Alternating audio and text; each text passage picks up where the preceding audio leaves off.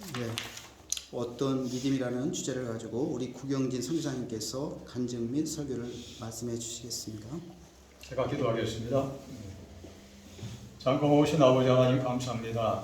저희들을 사는 식구에 인도하셔서 새벽 시간부터 시간까지 저들을 인도하심을 감사드립니다. 주인 오시는 그날까지 사명 감당할 수 있도록 기와 명철을 허락하여 주시고 많은 사람들에게 가까이 낮추어 다가가시는 저들이 믿음 되게 하여 주셔서 주님께서 오신 목적을 이룩할 수 있는 우리 모든 주의 종들 되게 도와주옵소서. 이 시간 오직 성령께서 인도하시기를 간절히 바라고라며 우리 주 거룩하신 예수님으로 기도하옵나이다. 아멘. 할렐루야. 아멘. 주의 종들 앞에서 제가 뭐 설교하기 좀 그렇고요. 제가 이제 그리스에 오게 된 배경, 그리고 그리스의 집시들의 상태, 그리고 세 번째로는 이제 현재 집시 사역이 어떻게 가고 있는지를 세 단계로 해서 이제 말씀을 드리도록 하겠습니다. 저는 사실 무신론자 집안의 7번째 아들이었습니다. 4남 4녀 가운데 이제 제가 7번째인데, 저희 아버님은 여러분께서 좀 아시겠지만 그 옛날 동대문구 세무서의 서장님의 집안이었고 남부럽지 않은 그러한 그 재산을 가지고 있는 집안이었지만, 저희 아버님이 그 보문사라고 하는 그 사찰에 굉장한 위주였었어요. 그래서 중3학년 때까지 교회라는 것을 알지 못했습니다. 그리고 이제 교회를 다니기 시작한 것이 이제 서울중앙신내교회 고등학교 1학년 때부터 다니기 시작을 했고, 그리고 이제 그 전에 이제 과외 공부를 하면서 교회라는 것이 있었구나 하는 것을 이제 알게 됐습니다. 이제 그런 상태에서 제가 이제 시간이 한창 지나가지고 결혼을 이제 하기 얼마 남겨두지 않았는데, 우리 총회장님 아시겠지만 4월 27일 날 약수동 성결교회에서 결혼식을 하는데 한 10월 달쯤에 제가 결핵성 임파선암 사학이었던 걸 알게 됩니다. 그래서 결혼하기 한 달 앞서서 이제 경희대병원에 입원해가지고 여러 가지 이제 테스트를 하고, 그리고 이제 거기서 한 몸무게가 한 41kg까지 내려가 있던 상황에서 토요일 날 약수동 성결교회로 결혼식을 가야 되는데 어떻게 나갔냐면, 링거를 꽂은 상태로 해서 경희대병원 로비에 화장실이 있었습니다. 거기에 이제 몰래 형이 기다리고 있었는데 거기서 예복을 갈아입고 제가 링거를 빼고 완전히 상처투성인 제 몸을 이끌고 약수동 성결교회 가서 결혼식을 했는데, 바로 여러분들처럼 앉아 서 있었고요. 집사람은 서서. 그리고 이제 거기서 약수동 성교회 그 박동일 목사님께서 주례를 하는데, 제 기억으로는 가서 혼인신고에 도장을 찍는 것만 기억을 했지 또 다른 기억은 없습니다. 그러니까 결혼식이라는 것이 결혼식이 아니라 완전히 초상집 분위기였었어요. 그리고서 다시 이제 경희대병원에 왔을 때에 병원에서는 제가 도망간 줄 알고 사방 팔방 다 다니면서 저를 이제 찾기 시작했죠. 근데 그날 아침에, 토요일 아침에 제 복수가 꽉 차가지고 이제 이 물을 뽑아야 되는 그러한 것을 알고 이제 저녁 때 이제 뽑는데, 그리고서 이제 다시 온 다음에 저녁 때 수간호사가 와서 복수를 빼기 시작합니다. 등에다가 이제 주사를 빼는데 물이 안 나와요. 다시 수간호사가 찔렀습니다. 물이 안 나옵니다. 다시 또 찔렀어요. 3번을 찔렀습니다. 아무것도 없어요. 분명히 아침까지는 물이 가득 차서 숨도 쉬기도 힘들고 그런 상태인데, 그리고서 이제 다시 그 경희대병원 지하병원에 엑스레이에 가서 다시 찍었는데 물이 하나도 없습니다. 이때는 할렐루야 하는 겁니다. 그래서 그 다음날 그 통일교 측의 박보희 씨하고 그리고 원모 그리고 카톨릭 신부님들 그리고 이제 사찰의 어떤 그 담당인 그런 분들이 오셔가지고 저를 보는 거예요. 이건 도저히 의학적으로는 이해할 수가 없는 현상이 그 4월 27일 날 결혼식하고 나서 벌어진 상태에서 많은 사람들이 저를 다시 역학조사를 시작하는데, 저는 퇴원하겠다고 했습니다. 그런데 이런 상황이 저를 이제 주님께서 저를 불러주시기 위한 하나의 체험적인 그런 신앙을 저한테 주실 것 같아요. 저는 왜냐하면 원래 필리핀으로 그 선교사를 파송하기를 원했었고, 교단에서는 저는 그쪽을 가기를 원했었고, 집사람은 미션에 어떤 그 초점을 맞추고 있었어요. 집사람이 이제 동대문 그 조이 선교회라고 일반 제자학교 7단계 간사였는데 성경을 달달달 외우고 있었던 그런 그 간사 중에 하나가 7단계 간사가 되는데 성경의 박사죠. 그러니까 저는 무신론자 집안에서 자랐고 물론 조직신학 교수가 되기를 원했지만 저는 아직도 신앙을 멀로서 받아들였지 가슴으로 받아들인 상태가 아니었습니다. 그래서 이제 집사람이 성교의 미션을 갖도록 기도하자고 그렇게 해서 오산예 순복음 기도를 들어갔는데 거기서 단 몇 시간 만에 응답을 받았습니다. 근데 저는 성경을 안 읽는 그런 목회자 가운데 하나 있었어요. 오로지 그 어떤 시어리어만 가지고 저는 공부를 했지 성경 말씀은 무지한 가운데 한 명이었는데 그래서 그 당시 이제 공동장로 집에다가 이런 말씀을 듣는데 이 말씀이 어디에 있는 거냐 했더니 목회자가 될 사람이 그것도 모르냐고 이사야 45장에 있는 말씀을 찾으라고. 그래서 이제 그 방에 들어가서 딱 찾아보니까 고레스 왕에 대한 비유를 말씀해 주시는 거예요. 제가 고시라서 고레스 왕에 대한 비유를 그것이 아니겠느냐. 저는 그렇게 또 믿고 감사하고 그런데 그 내용이 네가 가기 전에 내가 먼저 가서 모든 환경을 파헤치고 모든 논문을 열 것이라는 그런 응답이 생전 처음 오산이 기도에 들어갔을 때 받은 응답이 그거였습니다. 그래서 제가 그 말씀을 듣고 첫 번째 하나님 앞에 무릎 꿇고 기도한 적이 그게 첫 번째였습니다. 그때까지는 머리 쪽이었지 신앙 쪽이 믿음 쪽이 아니었다는 거예요. 가슴 쪽이. 그러면서 이제 여러 가지 이제 준비를 하고 있는데 꿈에 사탄이 역사합니다. 어떤 꿈이냐면 저희 교회가 기차가 지나가요. 아테네에서 데살로니가로 가는 화물차가 지나가는 바로 옆에 그러니까 기찻길 옆 집시 생교회입니다. 그런 그 화차를 보여주시는데 화차 이걸 사탄이 보여줍니다. 야 경진아 네가 지금 여기 기차가 가는데 이것도 객차가 아니라 화차다. 석탄을 가득 실었는데 제가 쉽게 말하면 이게 화차인데 제가 여기에 두 손을 이렇게 매달리고 있는 거예요. 네가 가는 그 사역이 과정이 이 객차도 아니고 이 화차 석탄의 끝에 매달려서 가는 그런 길인데 그래도 그 길을 가겠냐?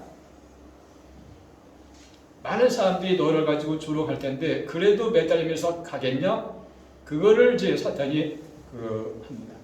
그래서 몇 번의 여러 가지가 있는데 그 과정을 통해서 간다고 했을 때에 이제 모든 화면이 없어지고 현재 집시교회가 있는 뒤에 산이 있고 완전히 올리브밭에 황금색의 하얀색의 파라솔이 이렇게 꽂혀 있는 그 테이블이 있었습니다. 거기에 이제 바로 황금색의 성경책이 놓여 있었어요. 거기가 이제 집시교회의 사역지고 그리고 그 부근에 바로 교회를 세우게 된 겁니다. 그러니까 하나님은 한치의 착오도 없으시다는 것을 이제 보여주시는 거죠. 그런 곳에서 이제 제가 두 번째로 무릎 꿇고 기도합니다. 회개합니다. 나의 삶이 아직까지도 어렵구나. 나의 믿음이. 왜냐하면 그 산과 그 들판을 제가 그리스에 처음 가서 그 현장을 갔을 때에 하나도 틀린 게 없었습니다. 많은 사람들이 봤을 때는 뭐 신비라고 생각할 수 있겠지만 저는 한치의 차가 없다는 것을 다시 한번 받아들이고 이제 사역을 시작하는데 저는 이제 그리스에 갈 때 이런 말씀을 들어요. 그리스로 건너가 집시를 도우라는 말씀을 확실하게 듣습니다. 저는 이걸 가지고 집사람한테 얘기했을 때 집사람은 안 믿어요. 당신이 성경을 하도 보니까 아마 그 잔재의식이 있어서 아마 마게도니아 건너오리라 도우라는 말씀을 당신이 하도 읽다 보니까 그런 거 아니겠는데 하지만 저는 그리스로 건너가 집시를 도우라는 말씀을 듣고 이제 그리스에 오게 됩니다. 그럴 때에 바로 주님께서 다시 하나 말씀하시는데 바로 바로 가라, 곧 가라.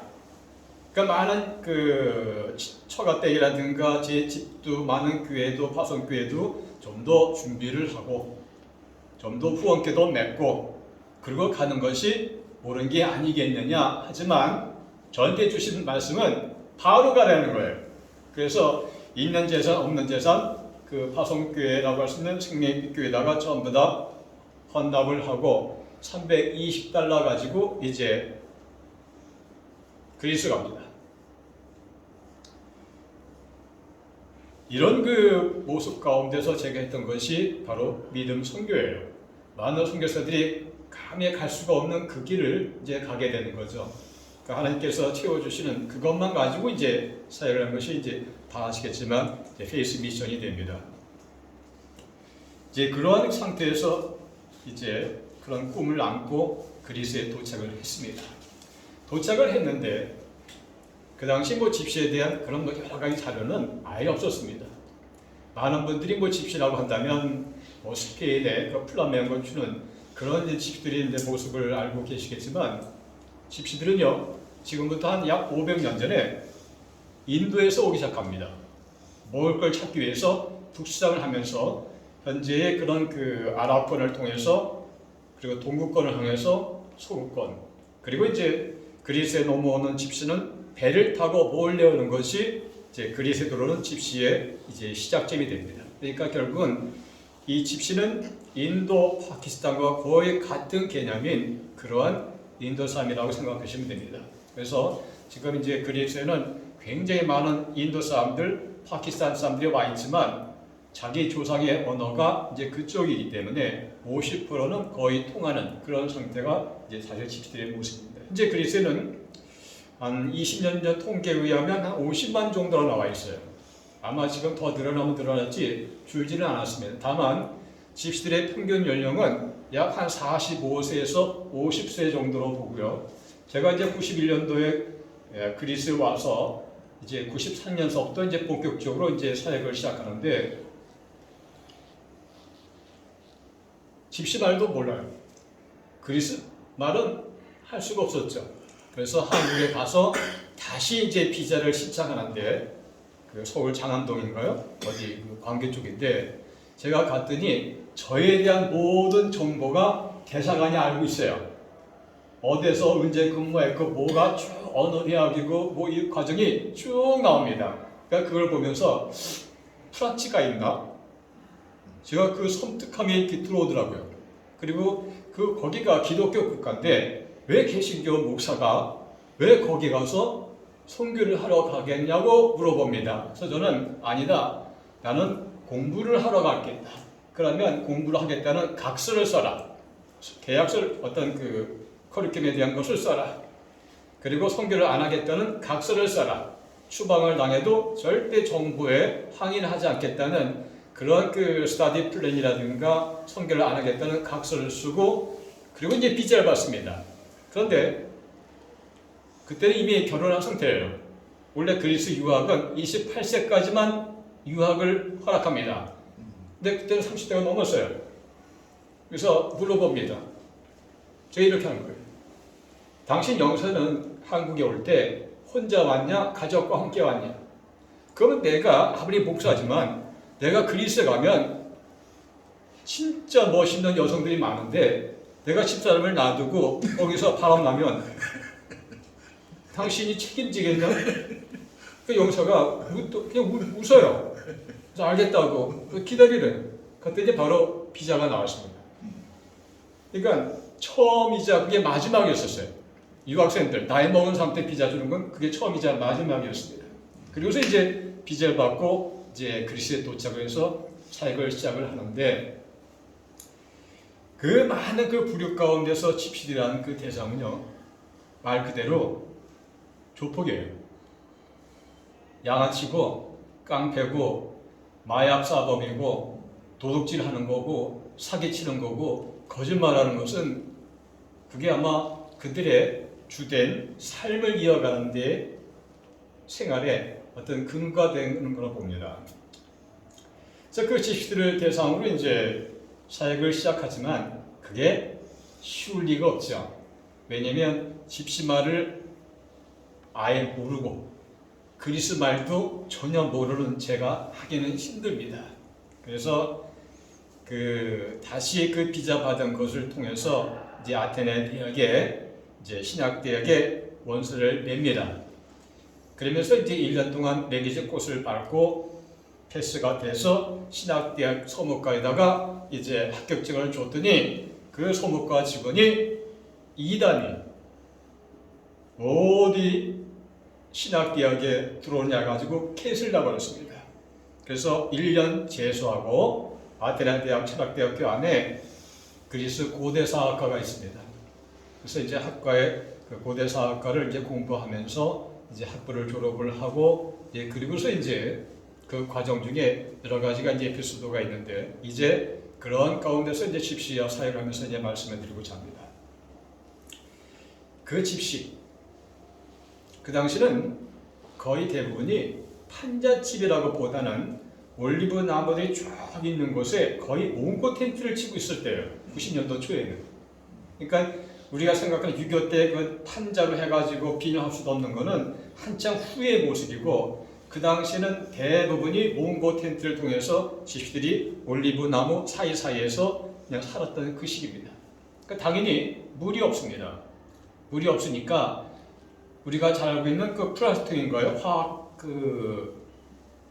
뭐 담았던 거 있죠? 뭐 기름이라든가 뭐 화학원료 그 뚜껑을 따가지고 거기다가 이제 물을 받아서 그냥 두니까 벌레들, 뭐 나뭇가지들, 뭐 여러 가지 이물질이 들어갈 수밖에 없는 상태에서 이제 그 물을 같이 마시는 것이 그 당시 초창기의 그런 삶의 모습이었어요. 저도 물론 그걸 끓여서 먹고 마시고 그랬던 그 시간이 있었는데 그러한 그 모습 속에서 집시들이 시간이 지남에 따라서 점점 이제 뭐라 그럴까 저를 가지고 이제 공격을 시작합니다.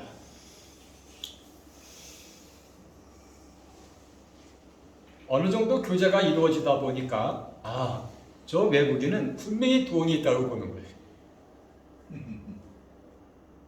왜냐면 집에서 그 사역지까지 버스를 그 당시 한 3번인가 4번을 갈아타서 가야 돼요. 그리고 시외가 되다 보니까 버스를 기다리는 게 그렇게 뭐 여기처럼 뭐 5분, 10분이 오는 게 아니라 20분, 30분, 보통은 1시간이 걸려요. 그래서 이제 기진맥진해서 사역지에 도착해서 사역을 시작하는 것이 그 당시에 첫 번째였는데 이제 저 가방에는 분명히 뭐가 있다는 거예요. 배낭이 있는데 근데 저 배낭은 그 당시 이제 성기비 자체가 아예 없었을 당시니까 안에는 그래도 그들을 가르칠 수 있는 요만한 그 칠판하고 백목하고 얼마든지 시간이 되면은 이제 언제든지 그 판잣집이라도 세울 수 있는 조그만 실모서부터 대못 망치는 항상 갖고 있었습니다. 그러니까 이 배낭 안에는 먹을 게 들어있는 게 아니라 엄청난 무게를 가지고 있는 쇠가 있다는 거죠.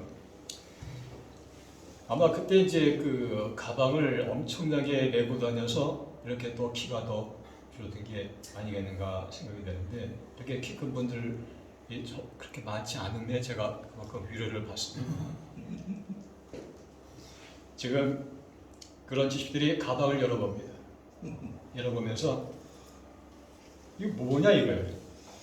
그래서 나는 목사고 그리고 언제든지 말씀을 가르치려 할 장소가 필요하다. 그러한 것을 이제 설득시까지 굉장히 필요했었습니다.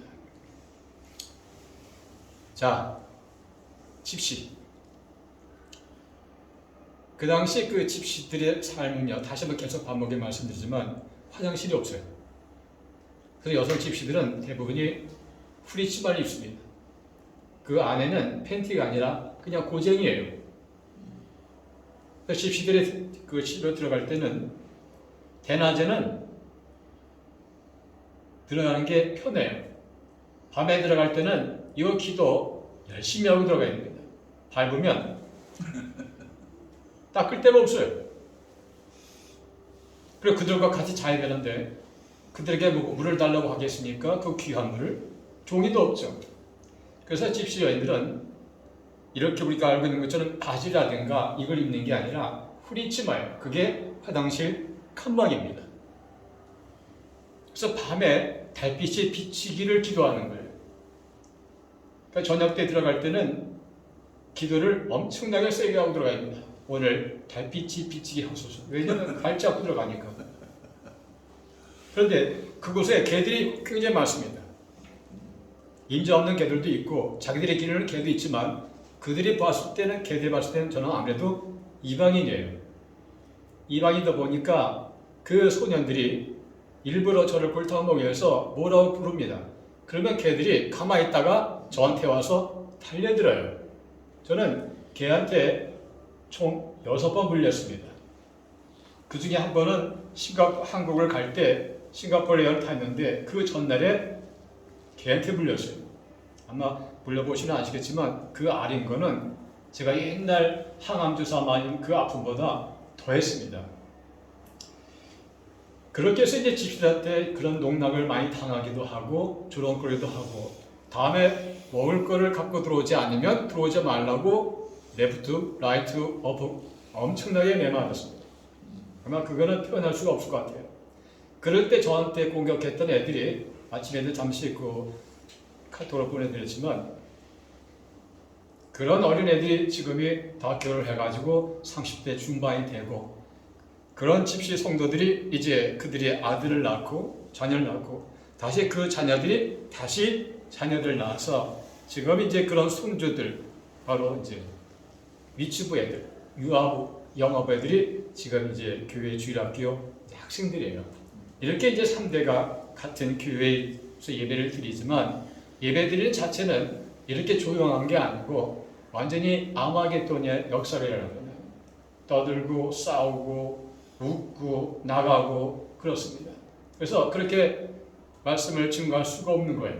그래서 오늘 이런 모습처럼 책상은 있지만 그게 이제 강대상이죠. 책상이. 여기서 아무리 설교해도 듣지 않습니다. 그러니까 일부러 그들 앞에 가서 합니다. 앞에 가서. 그러니까 이렇게 목사님도 계시지만 이렇게 말 되게 안 들어요. 그러면 여기 가서 지금은 제가 그냥 살살 얘기하지만 굉장히 크게 얘기하거든요. 그리고 이제 이렇게 말씀을 증거할 때 그냥 이쪽 보는 게 아니라 이쪽 보고 얘기해요. 거기다 치트기죠. 목소리 크죠. 그러니까 조용할 수밖에 없습니다. 이것이 이제 바로 그 집시 사역의 첫 번째 시작입니다. 절대로 영적인 기운이 지식들보다 뛰어나면 뛰어났지 절대로 그들과 보다 못해서는 안 된다는 그것이 이제 첫 번째 사역 가운데 참 어려운 점이 한 가지 있었어요. 그 시간까지 많은 시행착오도 있었고 여러 가지 어려운 점이 참 많았습니다. 오늘 이 본문의 말씀을 보면요, 유라굴로라는 그러한 바람의 의미가 나옵니다. 다 아실 걸 유라굴로라는 말은 우리 성경 번역할 때 너무나 틀리게 번역한 과정 가운데 대부분의 단어들이 이 성경적인 언어예요. 그러니까 어떤 단어들 가만히 보면 가톨릭 성서가 원어 그대로 무성한 게 또 맞고 우리 개시교 성경은 그걸 된 발음을 했기 때문에 사실 그리스 가서 뭐 얘기하면 그리스 사람들이 가톨릭 쪽의 그 단어 발음은 좀 이해 가겠지만 우리 된 발음은 잘 이해 못해요. 쉽게 말해서 영어로는 아테네스지만 그리스 말로는 아시나입니다. 그러나 가톨릭 성서에서는 뭐라고 나왔냐면은 아테네라고 나와 있고 우리는 아덴을 나와 있고요. 그리스 말은 아시나가 되는데 오늘 유라굴로라는 말 뜻을 간단히 말씀을 드릴게요. 유라라고 하는 말은요, 원래 성경에 써있었던 그 당시 언어가 아니고 그 이전에 있었던 고대 헬라어인데 에브로스가 있습니다. 에브로스는 말은 말 그대로 동쪽이에요. 그 다음에 뒤에 있는 말 굴로라는 말은 한국식 발음으로 이 굴로라는 말은 바로 이탈리아에서 나오는 말인데 아킬리오라는 말이 있습니다. 그러니까 그러니까 에브로스라는 말하고 아킬리오는 이탈리아를 같이 합쳐서 만든 것이 현재 우리 성경에 말하는 유라굴로가 돼요. 그러니까 유라는 말은 이 아킬리오라는 말 뜻은 북쪽이에요. 에브로는 동쪽이고 그러니까 북동쪽에서 부는 바람이 바로 유라굴로인데 옛날 성경에 써졌던 언어 이전에는 에브로 끌리돈이라고 불렀고 이제 성경에서는 에브로 기돈이라고 부릅니다. 그러니까 좀 많이 틀린데 이것이 이제 가만히 보면 신화에서는 또 다르게 얘기를 해요. 하여간 이 유라굴로라는 광풍은 제 오른쪽 손이 그리스예요. 왼쪽 손이 터키입니다. 그럼 이 바다가 무슨 바다죠? 에게해죠. 지중해가 아니라 에게해예요. 그러면 이 그리스와 터키 맨 밑에 있는 그리스 섬인데 가장 큰 섬이 있습니다. 제주도에 약 2.5배 되는 성에 나오는 그레데, 바로 크레타 섬이에요. 이 크레타 섬 더 남쪽에 조그만 섬이 있는데 그 섬이 가우다는 섬입니다. 그런데 이 백부장 율려가 이끄는 이 배가 살모네를 지나가는데 살모네는 지금도 어디에 있는지 알 수가 없어요.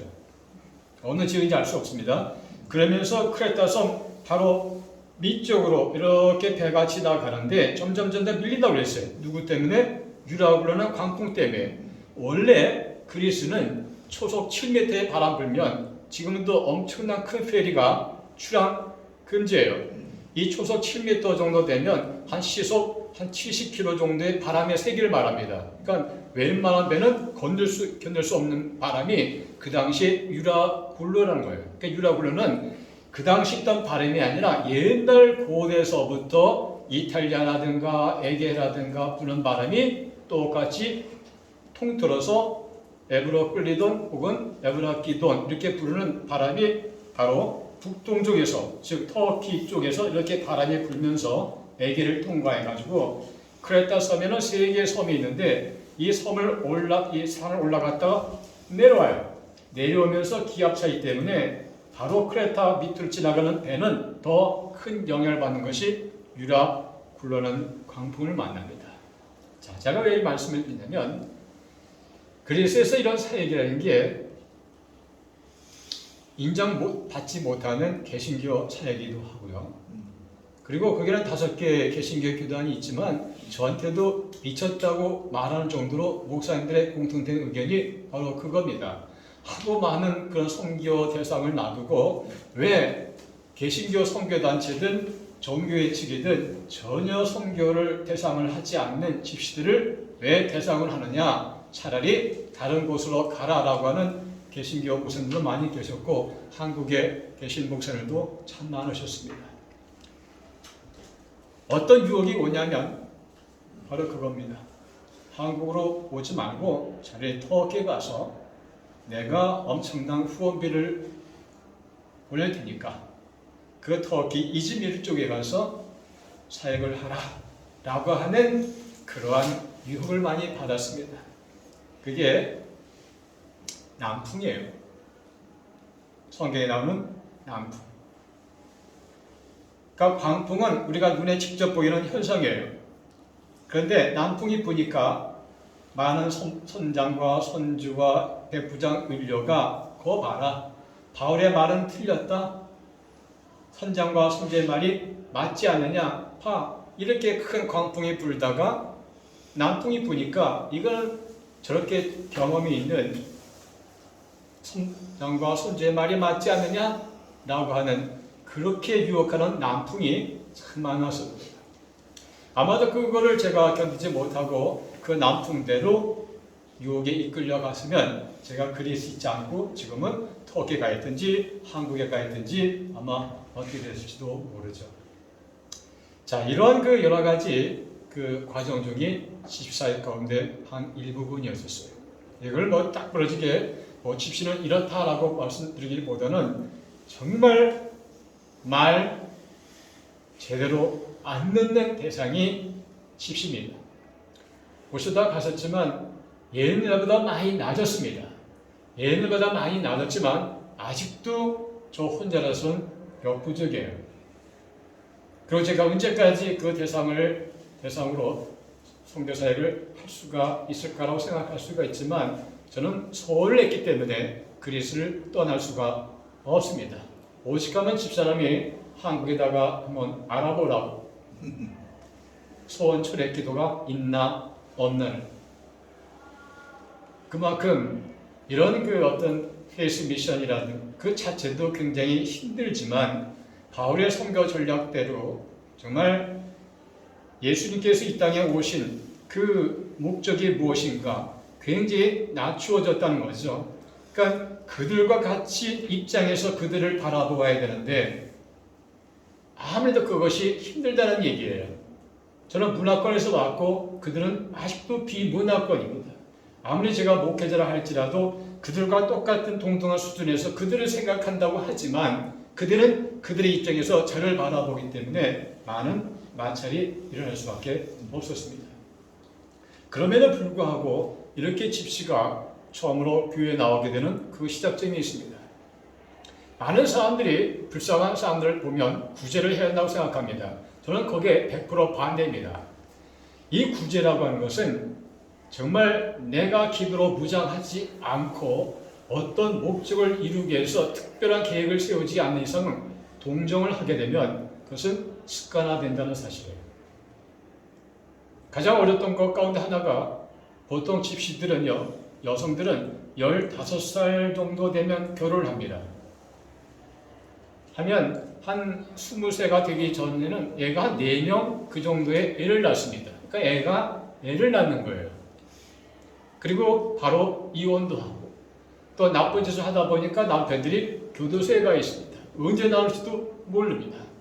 그런 애를 하나 얻고 애는 하나에다 허리에다 춤에다 하고 또 한 애는 큰 애는 작고 이렇게 3명의 자녀를 둔 아이 그 당시 지금도 기억하고 있는데 마리아는 18살의 자매가 저한테 와서 먹을 걸 달라고 합니다. 왜? 아무도 도와주지 않습니다. 왜? 그 집안도 먹을 것이 없으니까. 그때 여러분들이라면 도와줘야 될 거예요? 안 도와줘야 될 거예요? 아니 괜찮습니다. 그냥 여러분들이 나는 집시다 생각하고 편안하게 생각하세요. 목사는 걸 다 뺏고 어떻게 생각할 수 있습니까? 도와주고 싶다는 말이 마음이 들겠죠. 그거를 견디기가 유혹을 이겨야 한다는 겁니다. 물론 제가 하루에 먹을 수 있는 크루원산 빵이 하나 있어요. 저는 하루에 먹을 수 있는 게 크루원산이라고 하는 크루원산 그거 하나예요. 뭐 송교사가 뭐 가서 많이 먹기 절대 그러지 않습니다. 왜? 집도 어려운데 제가 많은 걸 사가지고 갈 수가 없죠. 그 빵 하나 주면 얘는 고맙다고 할 거예요. 그러면 옆집에서 그걸 보면 쟤는 주는데 왜 난 안 주냐고 얼마나 죽게 살기를 덤벼들겠습니까? 그런 그 참았고 견디는 것들이 그게 시작이고 그게 사역의 열매라고 하는 거예요. 그러니까 교회 우리가 왔을 때 많은 분들이 얼마나 많은 그 교회의 어떤 규모라든가 얼마나 많은 성도가 참여하고 있느냐 이걸 많이 물어보세요. 근데 저는 그렇게 생각하지 않습니다. 그 교회가 제대로 이루어지고 많은 열매가 맺기 위해서는 그를 할 수 있는 제반 사항이 있어야 되는 거예요. 그 첫 번째가 목회자가 목회자다운 선교사다운 그런 모습이 있어야 되는 것이고 예수님의 제자의 모습이 없이 옛날에 어떤 인간적인 계획과 방법으로 한다고 하면 그때는 자기가 많은 목적을 이룰 수가 있지만 후임자들이 왔을 때는 그 사역자 했던 거에 2배 이상으로 베풀어 준다는 얘기예요. 그러니까 많은 집시들이 그만큼 IQ는 없어도 EQ는 뛰어납니다. 이 머리 굴리는 거는 왜 500년 동안 타지에서 먹고 살려고 하는 그런 홀로서기를 했던 대상이 집시이기 때문에 그들에게 첫 번째 중요한 것은 내가 맞아 죽더라도 내가 말씀을 전하는 거 아니면 그들에게 먼저 줄 것은 말씀밖에 없다는 그런 각오가 있어야 된다고 봐요. 그래서 저는 구세군 창시자가 항상 얘기합니다. 복음보다는 빵을. 저는 이것에서 굉장히 반대하는 사람 가운데 한 겁니다. 목회자는 어디를 가든지 말씀이 먼저지 빵이 먼저가 아니라는 거예요. 빵이라는 것은 그들이 어떤 그 성장하는 과정 중에서 하나의 필요한 도구지 이 빵이 먼저가 돼서는 안 된다는 거예요. 그러다 보니까 많은 어려움도 있었고 또 안 주니까 벼랑간에 머물고 있는 조그만 그런 판잣집 교회에 와서 저를 때리고 그리고 기분을 파괴하고 위협하고 하는 것이 비일비재였습니다. 자, 이런 그 시간을 지나가다 보니까 이제 집시들도 마음이 열려지는 거예요. 이게 열매입니다. 제가 뭐 복음을 뭐 그 당시에는 뭐 집시 말도 전혀 못하고 그리스 말도 이제 뭐 대학 나왔지만 뭐 단문 정도지 제가 중문을 하겠습니까? 복문 형태의 말을 아주 그냥 술술술 나가겠습니까? 그냥 단문 형태로만 말씀을 증거하는 그 시기인데 그런 상황에서 이제 성령께서 그들에게 먼저 가서 그들의 마음을 열어주시는 거예요. 제가 하려는 게 아니에요. 그래서 조금씩 이제 교회 와서 저하고 이런 얘기 저런 얘기 하게 됩니다. 인간적인 여러 가지 어떻게 결혼해서 어떻게 왔느냐, 목사님은 왜 여기 와서 왜 이런 고생을 하냐고 물어봅니다. 왜 디스콜리드냐, 왜 이렇게 힘든 일을 하느냐 이거예요. 왜? 자기들도 인간이기 때문에 양심이 있어요. 그러다 보니까 맨 처음에는 안 갖고 오면 너 죽인다고 하는 그들이 목사님 없어도 괜찮으니까 그냥 주일날 그냥 편하게 하세요라고 하는 것이 그들의 첫 번째 신앙 고백이에요. 그때 주기도문을 하겠습니까? 신앙 뭐 사도신경을 고백하겠습니까? 헌금을 제대로 하겠습니까? 하지만 어떻게 그 때려서 뭔가 나오게 하려고 했던 그들의 마음이 어느 순간에 녹아서 이제는 저한테 목사님이라고 부르게 되고 또 제가 10살 정도의 그 집시를 제가 입양을 했어요. 법적으로. 그러면서 그들의 가족도 역시 저한테 어떤 목사님이라 보다는 하나님 바로 밑에 있는 그런 그 카테고리라고 할까요? 카테고리? 그것이 이제 바로 대부가 됩니다. 그러니까 대부라는 것이 굉장히 중요한 점인데 보통 이제 입양을 하게 되면 바로 보통 종교의 신부님들에게 손등에다가 힙스하는 거와 똑같이 제 손등에다가 입맞춤하는 것이 바로 굉장한 위치에 있는 것이 대모가 되는데 저는 이제 그걸 못한 게 아니죠. 똑같은 위치에 있으니까 하지 마라. 그러면서 이제 집들이 조금씩 이제 듣기 시작합니다. 그러니까 보통 이렇게 뭐 주의 종들께서 말씀을 증거하면 다들 아멘 하지만 그것이 성경에 있는지 성경에 없는지 그들이 알 수가 없어요. 왜? 글자를 모르니까. 그러니까 아무리 찬송가를 복음서를 가르쳐줘도 1시간 지나면 다 잊어버려요. 그러한 그 집시들을 어떻게 하면 효율적으로 할 수 있느냐? 다른 거 없습니다. 기도하는 것밖에 없고요. 그리고 그들과 같이 마인드가 오픈되어 있어야 되고 그들의 입장에서 그들을 생각해 주는 것만큼 다른 거 없다고 봅니다. 저는 옛날이나 지금이나 주님께서 주신 그 달란트가나 은사가 있다면은 이름들을 대부분이 기억한다는 얘기고요. 그리고 제가 제일 좋아하는 그런 연대를 외우는 걸 참 좋아합니다.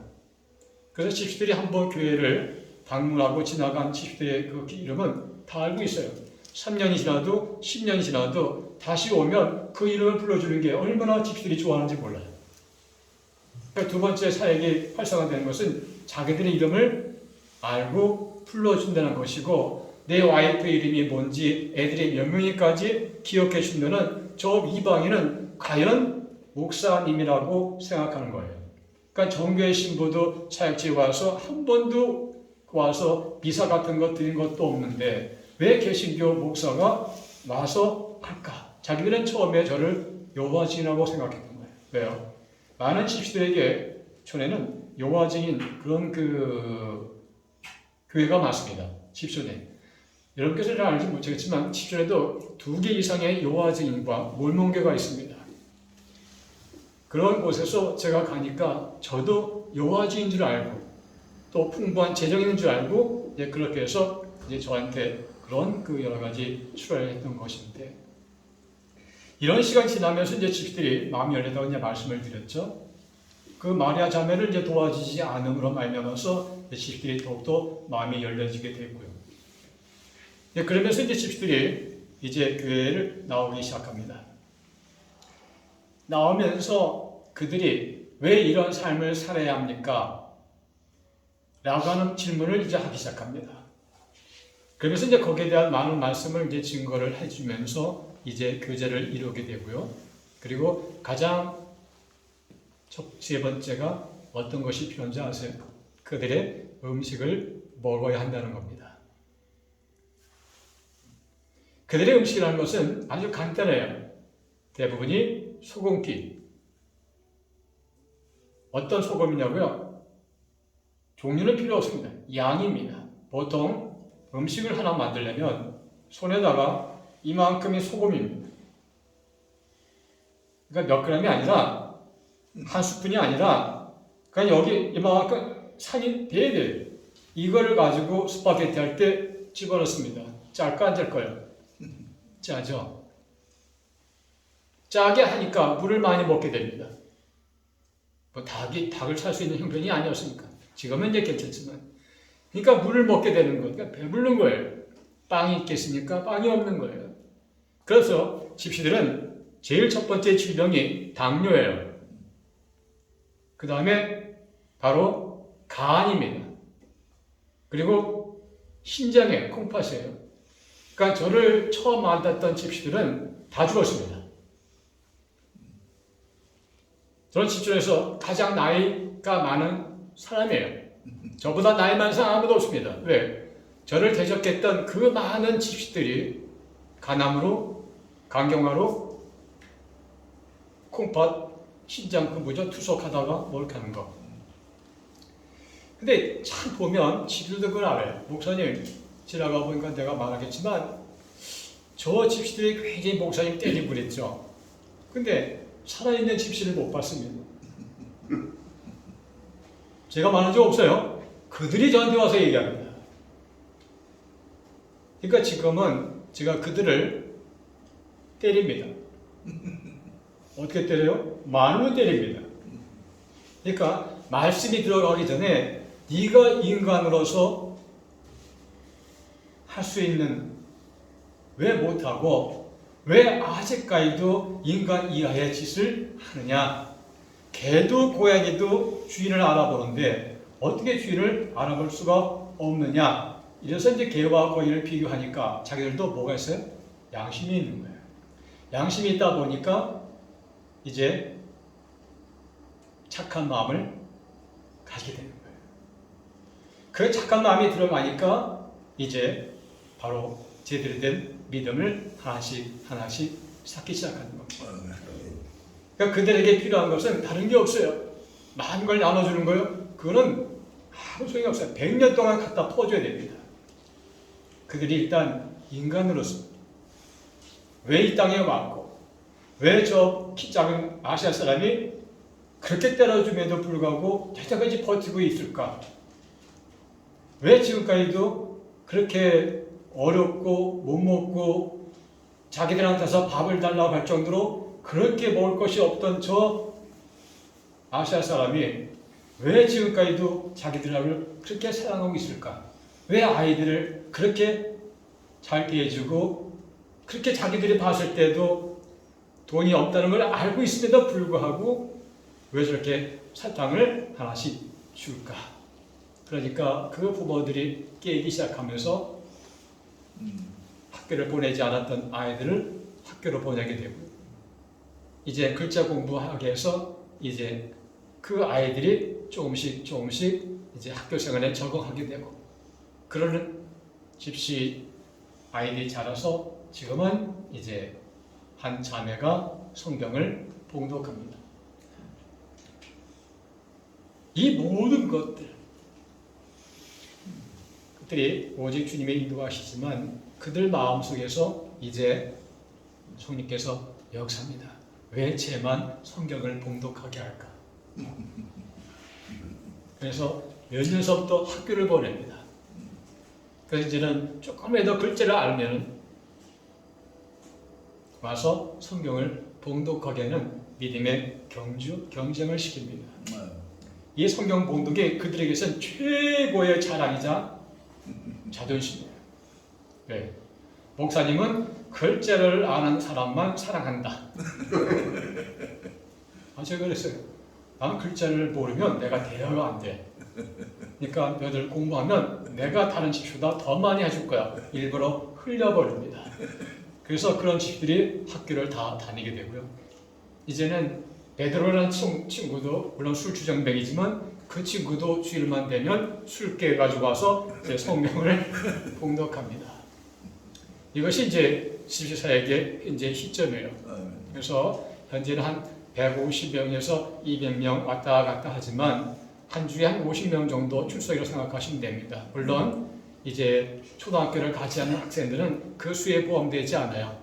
그 어린아이들은 전부 다 밑에 카페트에 앉아 있고 이제 어른들만 이제 청년서부터 이제 이렇게 앉아 있지만 의자가 남아 돌아가지 않습니다.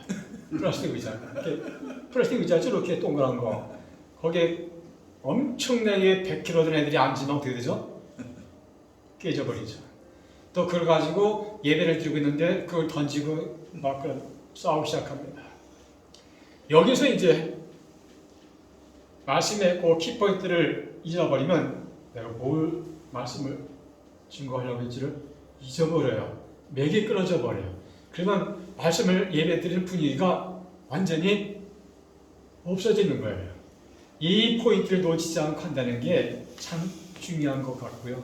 그래서 그 시간을 통해서 이제는 집시들을 별명이 목사님은 잔소리가 됐습니다. 그래서 이제는 그들이 잘못한 것을 알아요. 그래서 이제는 제가 가서 뭐라고 하지 않습니다. 가서 눈치만 보여주면 목사님 말하지 말라고. 자기들이 이제 하겠다고 합니다. 청소하는 것부터 이제는 모든 삶의 일부분까지 목사님은 이제 그만 얘기하라고. 왜냐면 잔소리는 할 때까지 1년 내내 합니다. 그 앞에 가서. 그러니까 어떤 집시들도 포기할 수밖에 없겠죠.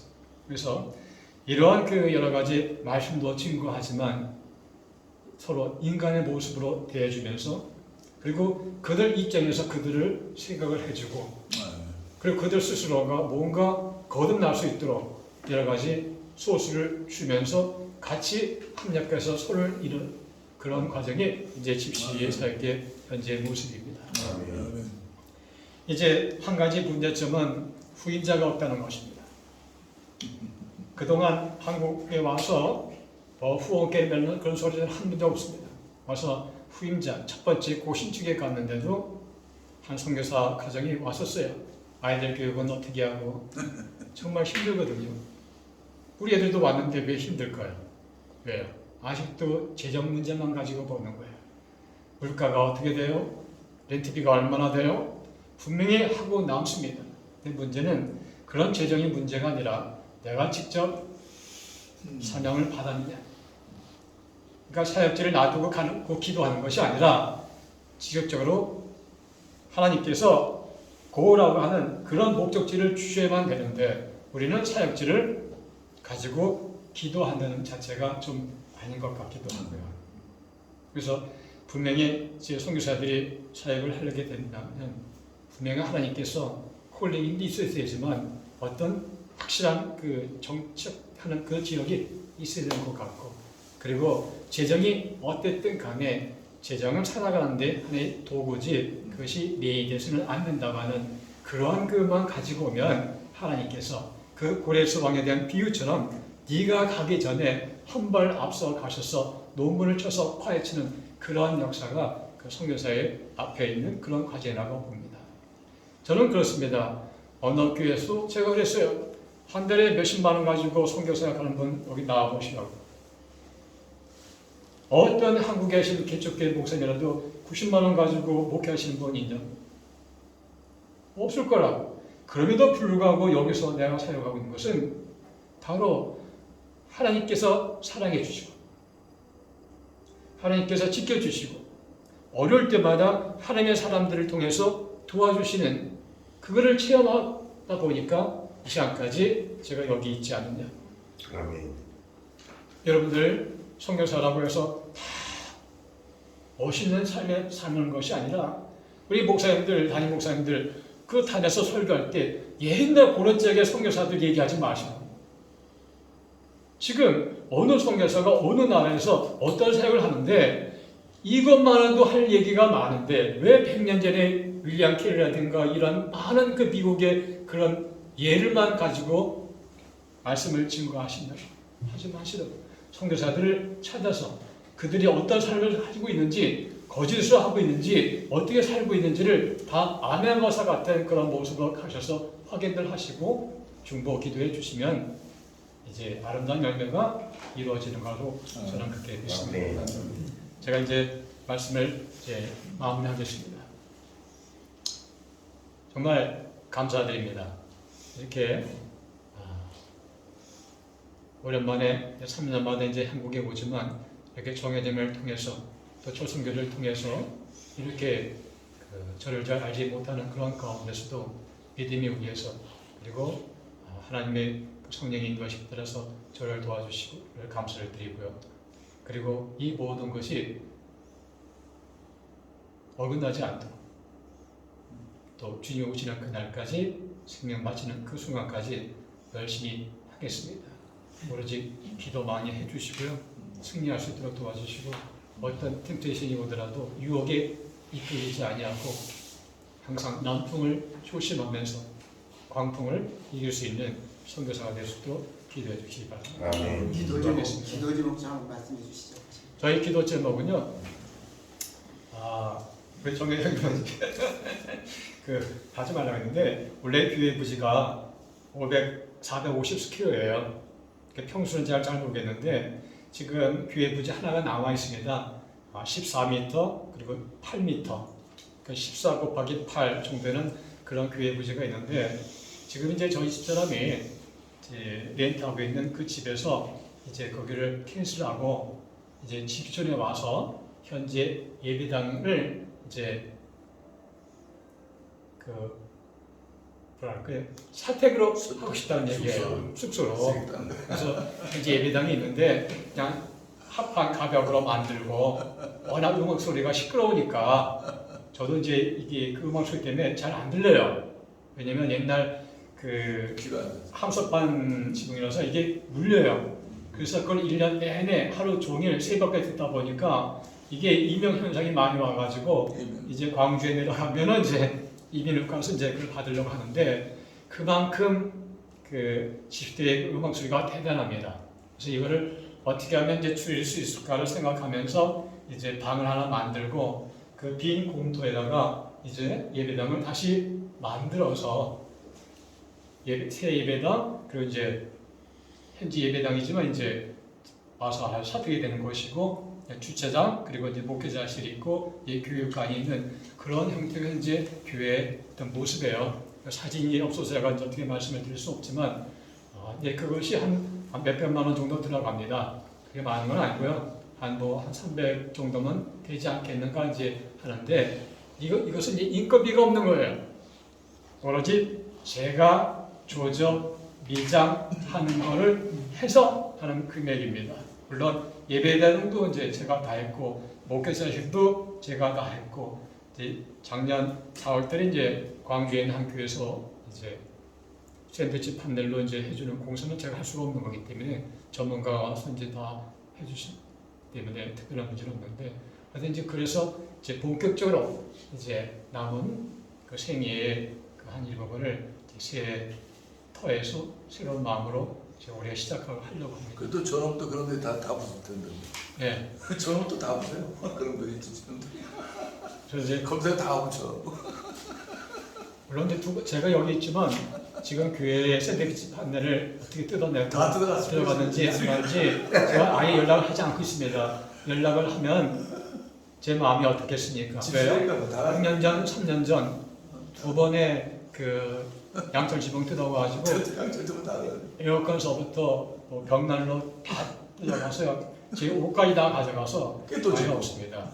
그래서 지금 제 기도 제목은 그 성도들이 하는 게 아니겠죠. 이제 불량 집시들이 이제 하는 건데 첫째 이제 교회 부지에 새로운 예배당을 하고 이제 우리 아들이 이제 올해 이제 결혼식을 하게 되는데 필리핀 아가씨랑 이제 결혼하게 됩니다. 이제 집사람도 반대했는데 어떻게 할 수가 없죠. 자기가 사랑해서 하는 거기 때문에. 그래서 결혼해 준 것도 이제 고맙기 때문에 하는데 어쨌든 잘 살 수 있도록 그리고 이제 필리핀 아가씨 가면 이제 카톨릭 쪽 아니겠어요? 그래서 이제 좀 더 새로운 신앙으로 같이 이제 한 가족이 될 수 있도록 그런 기도해 주시고요. 세 번째는 이제 딸이 이제 아테네 그 대사관에서 이제 근무를 하고 있는데 현지 채용은 아니고요. 이제 외무부에서 이제 채용을 했기 때문에 외무부 여권을 가지고 있어요. 딸이. 예, 그래서 아직까지도 이제 한국 남자를 만나지 못해서 지금 계속해서 이제 바쁘죠. 알바니아, 갈리아, 뭐 키프로스, 가리아, 뭐 그리스의 대통령, 뭐 국무총리 통역하느라 바빠서 그런데 하여튼 좋은 배필을 만나서 오빠하고 같이 연내에 빠른 시간에 결혼할 수도 있고요. 이제 마지막으로 이제 집사람이 오른쪽 어깨에 무슨 염증이 있어서 주사를 맞아도 낫질 않아요. 그래서 아예 그냥 맨날 얼컥하면서 아파서 아침에 우는 정도인데 이제 봄이 돼서 나와서 제대로 치료를 좀 받을 수 있도록 해두시고요. 이제 교회에서 이제 살게 되면 이제 시끄러움도 찬양 소리로 들리는 그런 모습이 이제 마지막 그런 제 모습이 될 수 있도록 기도해 주시기 바랍니다. 기도하겠습니다. 잠깐 오신 아버지 하나님 감사합니다. 저희들이 잠시 모여서 집시들의 그런 모습을 우리가 생각하고 그들을 어떻게 하면은 말씀을 증거할 수 있을까를 생각해 보았습니다. 좀 더 아름다운 열매들이 나오게 해주시고 그들 마음의 여문을 열어주셔서 더욱더 많은 주의 복음을 접할 때 아멘하며 화답할 수 있는 모든 성도들 되시도록 축복하여 주옵소서. 감사함이 예수 그리스도 이름으로 기도하옵나이다. 아멘.